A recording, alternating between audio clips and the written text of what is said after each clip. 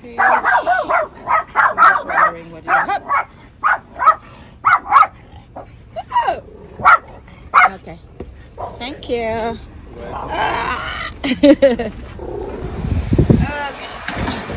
I have another package. I'm not sure what package is this because I had bought a lot kasi bumili ako ng shed sa Temu noon, and then after 5 months binitin nila ako ng binitin, sinasabi na it's gonna be delivered, half of it was delivered and then it's already at UPS, and then until now I finally said, hey, 5 months, 6 months is enough. I need my money back. So they credited them to me. So now, so I can use all that money, I had to order and order. That's why this is one of those. I have no idea what is this. Anyway. Okay, so let's find out kung ano ito.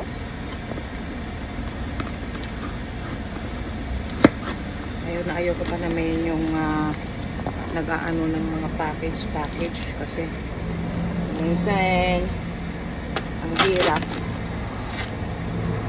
Sometimes it's hard to open a package. This is crazy. This was the one that was delivered to another address, and then I complained about it, so I said I need a refund.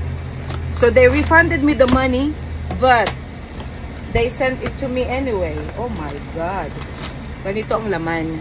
Yan, mga plants, plastic plants para i-decorate ko dito.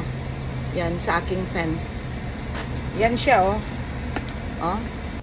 Okay, so let's check what I did here. Hindi ko na ilagay lahat. May sobra-sobra pa. So from there, nilagyan ko ng mga ganyan-ganyan. O, diba? Ang ganda na. Oh, ang galing. Kumando, no? Oh, diba?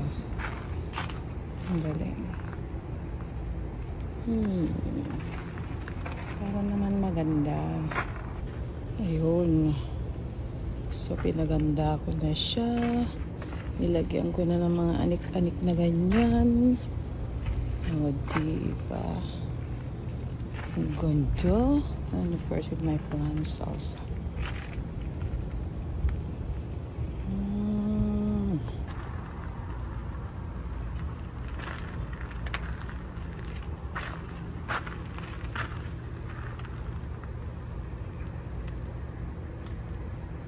Galing.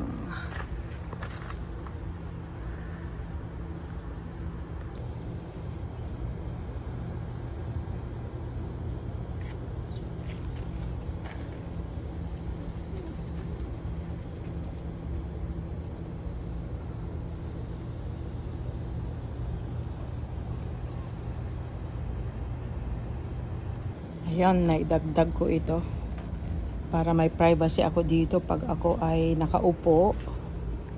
Ayan, pag nakaupo ako dito may privacy ako, kaya nilagyan ko rin ng and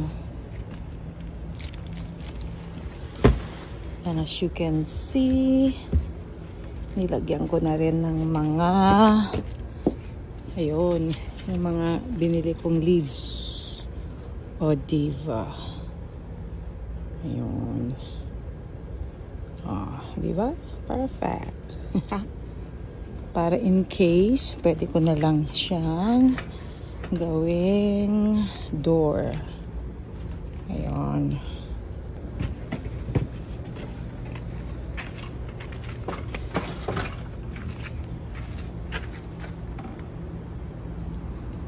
Ayan. At least meron siyang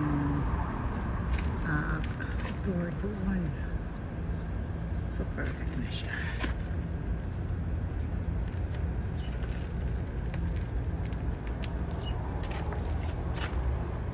Mm-hmm.